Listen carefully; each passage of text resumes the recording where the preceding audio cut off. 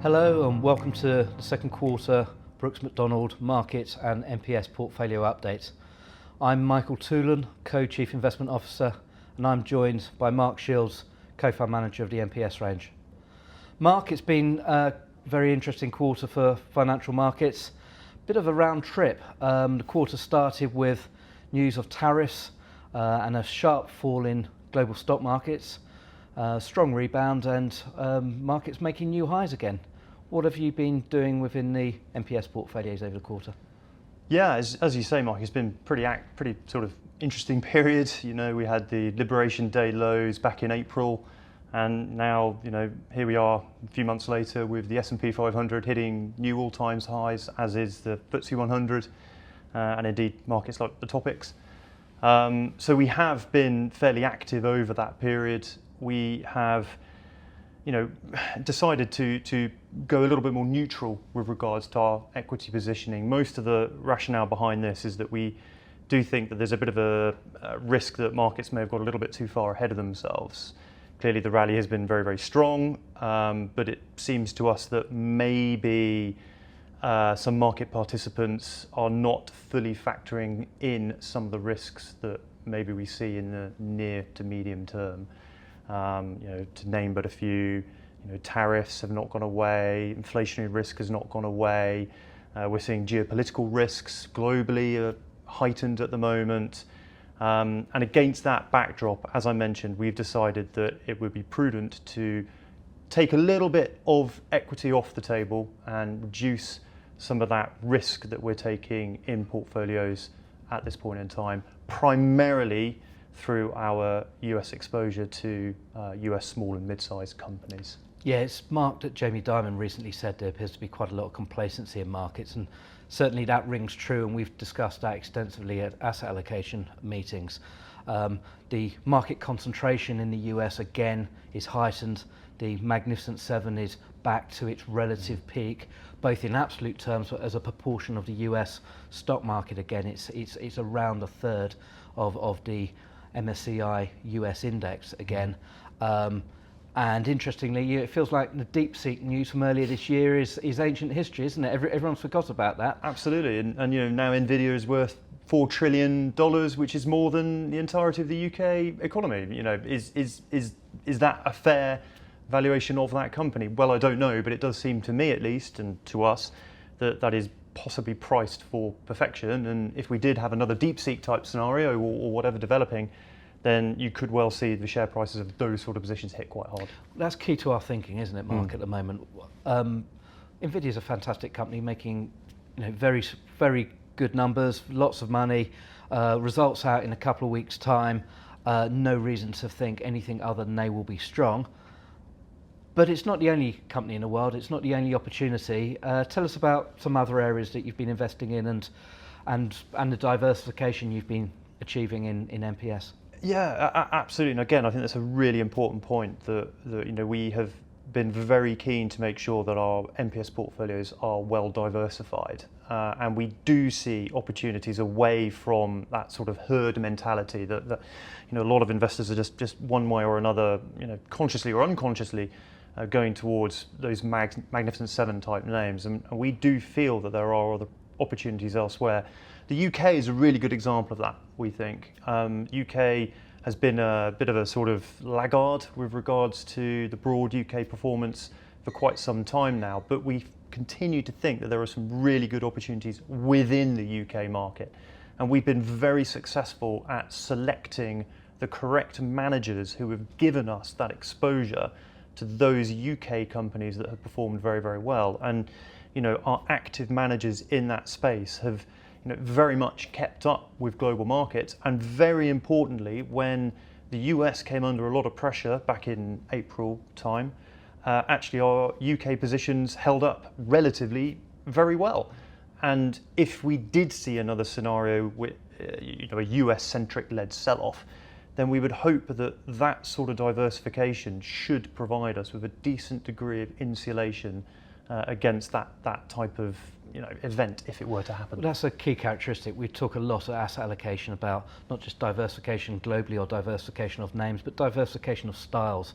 And in the UK, it's a great market for investing in value as a style. And I think what a lot of people don't appreciate is outside mega cap US names, actually value has been outperforming in the rest of the world in recent years since interest rates moved markedly higher in 2022. And I think that's largely down to a cost of capital phenomenon affecting what areas of the market do well. So, yeah, we've been able to capture good upside in places like the UK, but also in other parts like Asia too, and to a lesser extent in Europe as well.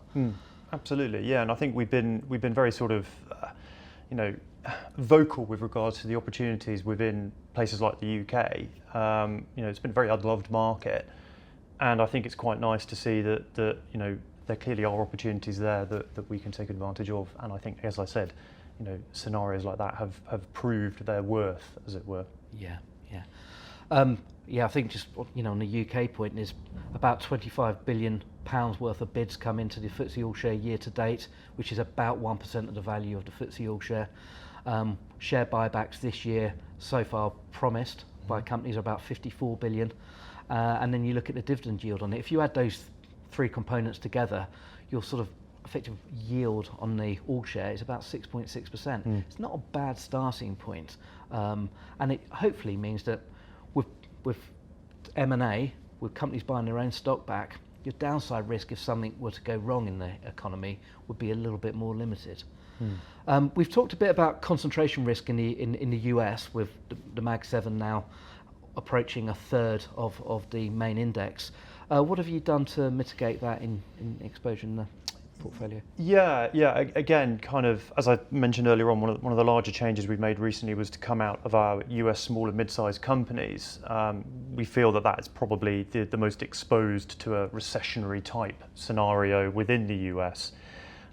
However, what we didn't really want to do was to maybe move that money outside of the US. We're already underweight the US. We're already a little bit underweight the Mag 7 as well. On valuation grounds, exactly. To opportunities elsewhere. Precisely. So we didn't want to, exasperate that further, as it were. But equally, we didn't want to wade into the US where it is dominated by a limited number of relatively expensive names. So we moved quite a bit of that money that we raised from the sale of the US small and mid-sized companies into an equal weighted US tracker. So that is still giving us exposure to the US. It's not sort of taking us even further underweight the US, but it is doing it in a way that we feel does not expose us to that level of concentration and valuation risk that would be inherent if you just bought a non-equal weighted tracker on the index. Yeah, absolutely. Well, I think that makes complete sense. And we haven't talked about it, but year to date, the currency moves have been quite significant. It had a big impact on global markets too.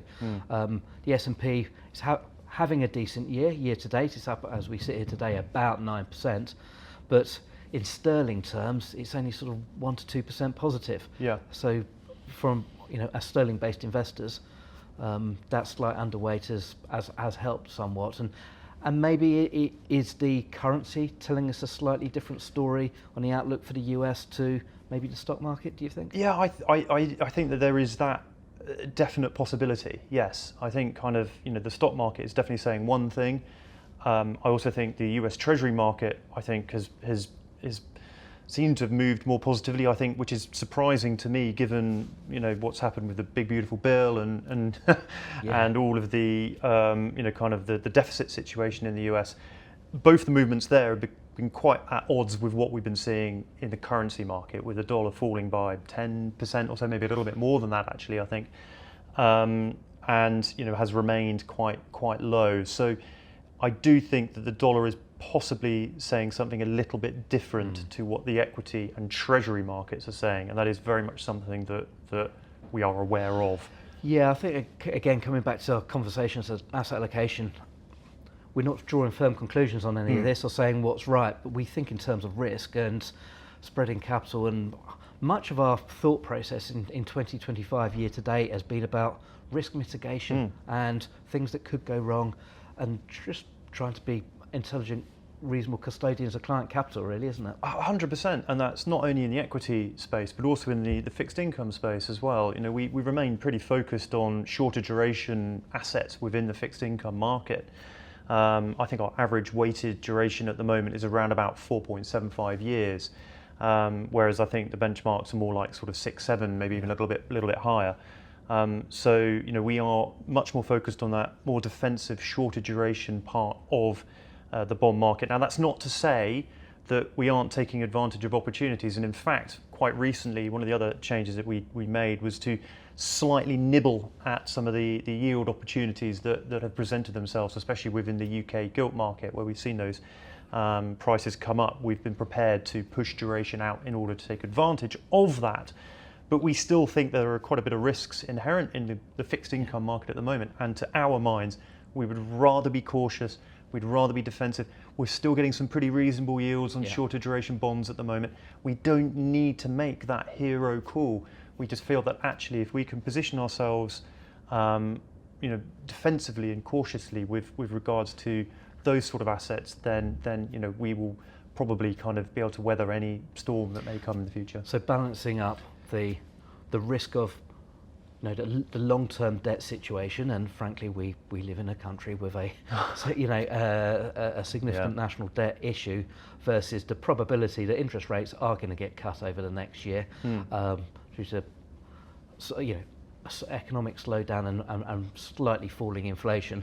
The benefit of that, again, trying to find a reasonable middle ground as we are with equity exposure too. Precisely, yes, and you know, I think that again, we do see, you know, some potential risks in the fixed income market, especially in the US Treasury market, where we have actually pulled back somewhat over the past sort of year or so, and you know, the deficits of places like the US and the UK aren't looking particularly good. And you know, there is that risk there that maybe at some point the market might start to recognise that. And again, coming back to the US, you know, I think that deficit situation is all well and good whilst you've got the growth to back it up, as it were. But what if that growth doesn't come through for some reason? And that doesn't have to not come through in the next 6 months. It may not need to come through in the next 6 years. But at that point, there may potentially be a bit of a reckoning there and a risk. Well, with tariffs coming through, some of that's going to be challenged, so we'll see how that lands. Exactly. And again, not drawing any firm conclusions on what that might look like, but there is change afoot as to where those tariffs are and what that means for the inflation picture in the US, monetary policy and where we get to. But in the near term, like as I started this conversation, quite a round trip for global markets with a tough start to the quarter, strong rebound, and overall, you know, a decent turnout, but much of our thought, fair to say, is around the risks and mitigating those. Absolutely. I think that, you know, kind of at the moment I think we're pretty well positioned in our portfolios. We have sort of ridden that rally quite nicely, I think, and you know, we are very conscious that rally has been strong. We are very conscious that there are still risks in the market, and we're also quite conscious of the fact that actually some of those risks may be being overlooked. And against all of that backdrop, I think just for the time being, we're quite willing to take our foot off the gas a little bit, make sure that we've got a little bit of defensiveness in the portfolios. Not going crazy. I'm not saying we're, you know, going full on defensive. Move to a neutral position. Move to a neutral position. Feel it's sensible portfolio management at this point in time, and wait maybe a little bit to see if we get some clarity. See what the second half of 2025 brings and act accordingly. Exactly, 100%. Excellent. Thank you, Mark. Well, thank you very much for your interest and for your time. And for any questions or queries, do contact your relationship manager or go to brooksmcdonald.com.